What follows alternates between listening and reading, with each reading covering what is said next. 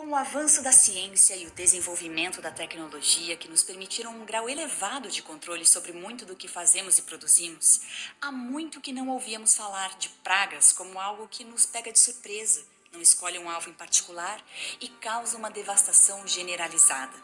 Até que conhecemos o novo coronavírus e fomos tragados por uma pandemia. Nas comunidades religiosas, não faltou gente anunciando a chegada das pragas do Apocalipse e o juízo de Deus.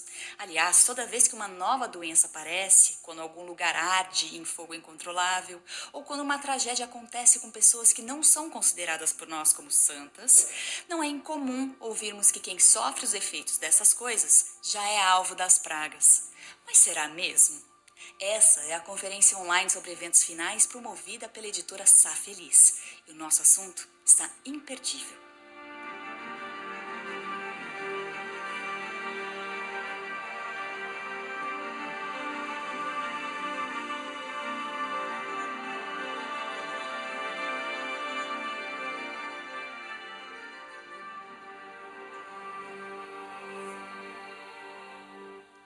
Entender como um Deus de amor pode enviar pragas como punição parece algo confuso para muitas pessoas.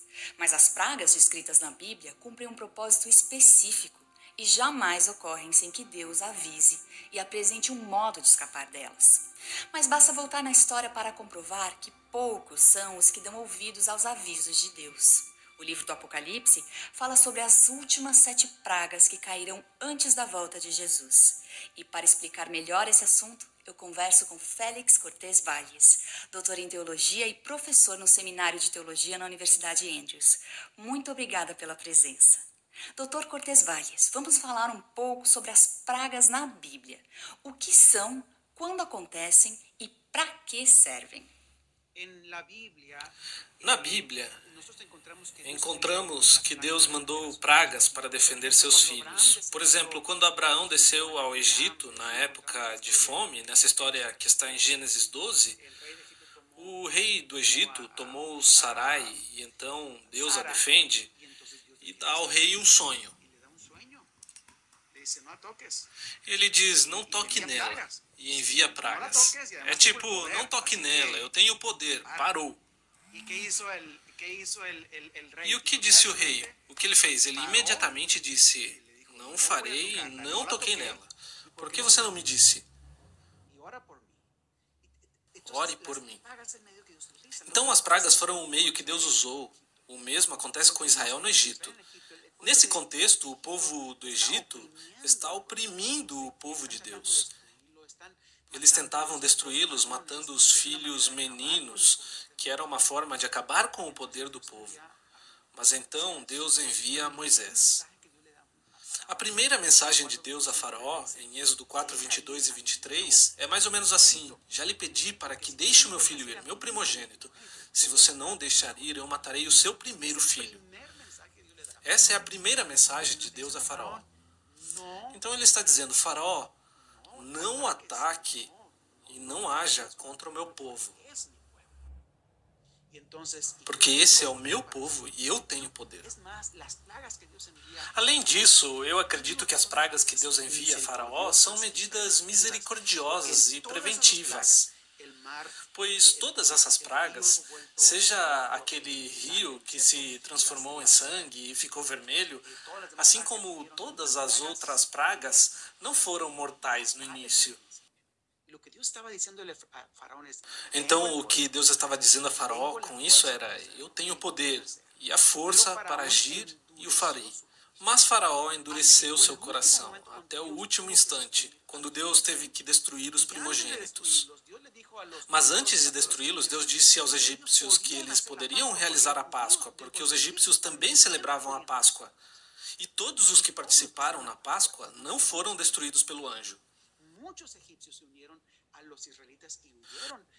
egípcios se uniram aos israelitas e fugiram do Egito quando as pragas cessaram. Mas o mais importante é que Deus lhes disse e advertiu até o último momento. E o propósito era libertar o povo de Deus. A mesma coisa acontece em Apocalipse. Em Apocalipse temos 3 poderes. O dragão, em Apocalipse 12, a besta que saiu do mar e a besta que saiu da terra em Apocalipse 13. Esses três poderes, que são poderes políticos e religiosos, se unem em uma confederação chamada em Babilônia. E a Babilônia ameaça o povo de Deus. Ela diz que se você não aceitar a marca da besta, quem não proclamar que lhe pertence e não aceitar colocar a marca na sua testa ou mão, não poderá comprar nem vender. Essa é uma ameaça de morte por fome.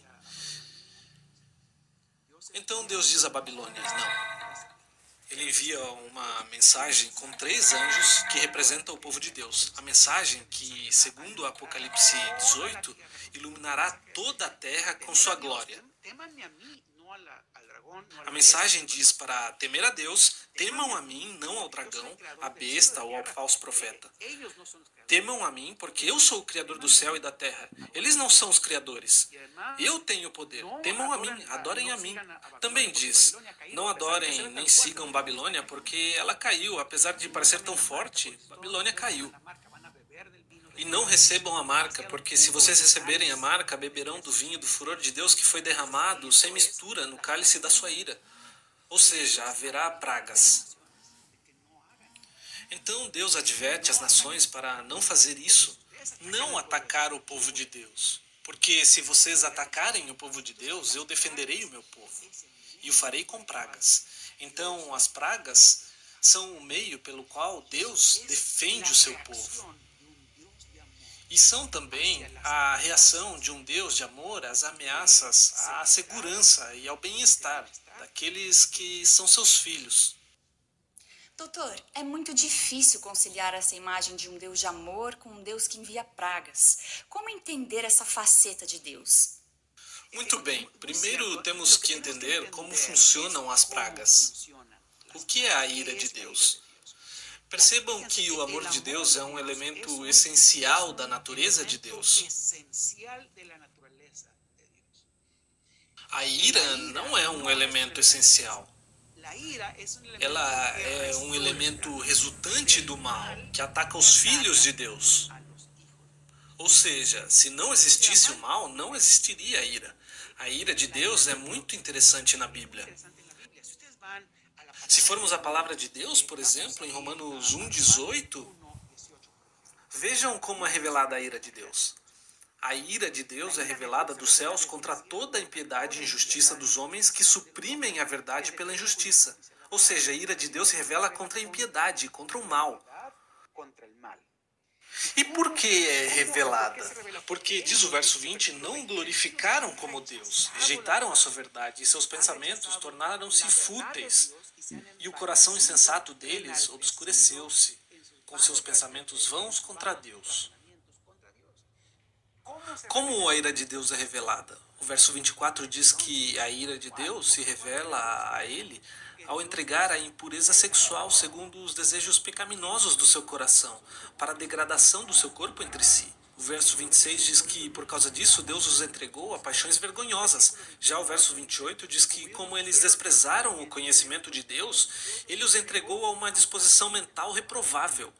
Então, o que é a ira de Deus? A ira de Deus é Deus deixando o pecador fazer o que ele quiser fazer. O problema é que o pecado é como um elemento radioativo. E o que acontece quando abraçamos um elemento radioativo? Esse elemento radioativo destrói nossa vida. Isso faz o pecado. Se vocês forem à Bíblia no Antigo Testamento, encontrarão constantemente que quem semeia a maldade colhe a desgraça. No caminho do perverso há espinhos e armadilhas. Quem semeia a injustiça colhe a maldade. Todos os que empunham a espada, pela espada morrem. Encontramos isso na Bíblia constantemente. No meu artigo, tenho várias citações onde falo sobre isso. Então, o que Deus faz é apenas permitir que os seres humanos que se rebelam contra Ele colham as consequências de suas próprias decisões.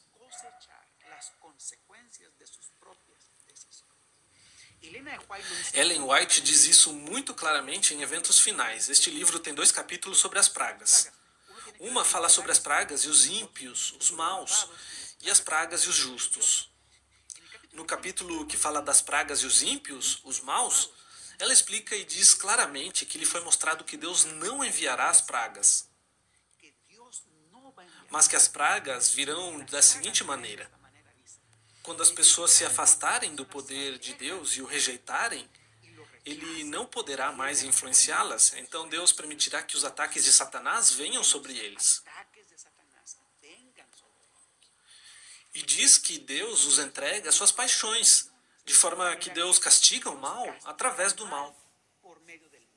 Os ímpios castigam a si mesmos com o mal. Encontramos isso no Antigo Testamento, quando os ímpios iam atacar o povo de Israel. Muitas vezes, eles acabavam por se destruir mutuamente.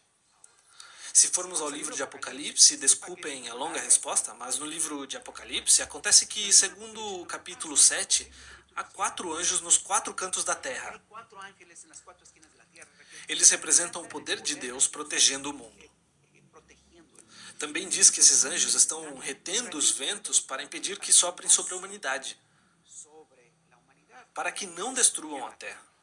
E o que Deus lhes diz? Algo do tipo: não os soltem até que eu tenha selado meus filhos, os que temem a Deus, meu povo, os que selarei na testa. Por que estão selando-as? Porque as pessoas seladas serão protegidas dos ventos. Quando todas as pessoas forem seladas, quando todas as pessoas tomarem uma decisão a favor de Deus ou contra Ele, quando todas as pessoas tiverem tido a oportunidade de tomar sua decisão final, então Deus dirá: bem, não há mais o que decidir, e soltará os ventos. Ou seja, Deus deixa as pessoas colherem. E o que são as pragas? As pragas são simplesmente as paixões humanas do egoísmo: inveja, ódio e violência. As paixões humanas livres, sem nenhum tipo de restrição. E quando começaram a cair as 7 últimas pragas e como isso vai acontecer? Muito bem, as pragas, segundo a Bíblia, acontecerão somente depois que o Evangelho tiver sido pregado ao mundo inteiro. Depois que a mensagem dos 3 anjos tenha sido pregada ao mundo inteiro. A mensagem está em Apocalipse 14, e as pragas são mencionadas até Apocalipse 15 e 16. Então, uma vez que a mensagem dos 3 anjos termine e o mundo seja iluminado com a glória da mensagem de Deus, então as pragas virão. Isso quer dizer que as pragas cairão somente após o fim do tempo da graça. A questão é que ninguém sabe quando terminará o tempo da graça, pois ninguém sabe exatamente quando virão as pragas. O que sabemos é que agora não é o tempo das pragas. Hoje, o Evangelho ainda está simplesmente sendo pregado. Ainda há conversões. Deus tem a porta aberta, Ele ainda retém o mal. Onde cairão as pragas? A Bíblia diz que as pragas cairão no mundo todo. É o que diz Apocalipse 16, um pouco no 15 também, que cairão por toda a terra. No entanto, Ellen White nos conta um pouco mais, com um pouco mais de precisão. Ela fala algo muito interessante. Ela diz que efetivamente cairão sobre toda a terra, mas que as pragas individualmente não são universais. Ou seja, as pragas cairão sobre partes da terra e serão as maiores e mais terríveis calamidades que já caíram sobre a terra. Mas ela diz que nem todas serão universais, porque se fossem, somente uma praga destruiria toda a terra. Mas a terra, em geral, toda a terra será afetada por elas. Eu fico pensando, por exemplo, na pandemia que temos agora. A Covid-19 não é uma praga, mas nos dá uma noção de como elas funcionarão, porque esta pandemia começou em um lugar, mas foi afetando o mundo inteiro. Depois a situação piorou ainda mais pela polarização política. Começou também a afetar as leis de saúde de Deus. E surgem diferentes fatores sociais e humanos que tornam a Covid-19 ainda mais problemática. Bem, isso será multiplicado 10 ou 20 vezes no caso das pragas.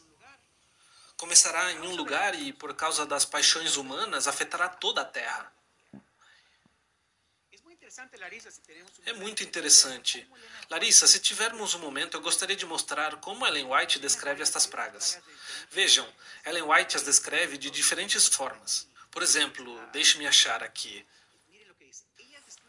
Vejam, ela descreve as pragas como conflitos entre as nações, como lutas produzidas por paixões humanas, como fogo e inundações, pandemias e terremotos, como calamidades e estresse ou angústia, como destruição trazida por anjos maus que serão os causadores da destruição. Deus não envia as pragas, são os anjos maus que as causam. Por exemplo, a destruição também causada pelos falsos pastores e os falsos profetas. Também serão as tempestades, a guerra e o derramamento de sangue. Essas são as pragas, são o resultado da ganância, da arrogância, do ódio e desastres naturais que talvez foram sendo causados pelos maus tratos à natureza e pelas ações dos anjos maus e por essas tragédias serem agravadas por todos os problemas das paixões humanas pecaminosas. Nossa última pergunta, Dr. Cortez Valles. O que Deus está tentando nos mostrar hoje com a mensagem das 7 últimas pragas? Bom, a mensagem das 7 pragas é uma mensagem aparentemente um pouco negativa, não é mesmo? Porque fala de destruição e maldade. Mas eu acredito que a mensagem que Deus quer dar a seu povo é simplesmente: eu sou forte, eu tenho força, eu sou poderoso e me levantarei para defender vocês. Significa, não há por que temer o mal e não há por que temer Satanás. Você não precisa temer a sua força, porque quando o momento chegar, quando a crise chegar, eu me levantarei e os defenderei. E é então que vocês verão a diferença entre me amar e me rejeitar. Então, o que Deus me diz, através da mensagem das pragas, é: vinde a mim. Recebam o selo de Deus na sua testa. Abracem a verdade, amem a verdade, vivam a verdade. Porque quem fizer isso será protegido dos ventos, porque eu os protegerei. Deus será o guerreiro poderoso que os defenderá e não permitirá que nada de ruim aconteça ao seu povo. Essa é a mensagem das pragas. Muito obrigada, doutor, por participar conosco e obrigada também a você que nos acompanhou até aqui. Vejo você em breve.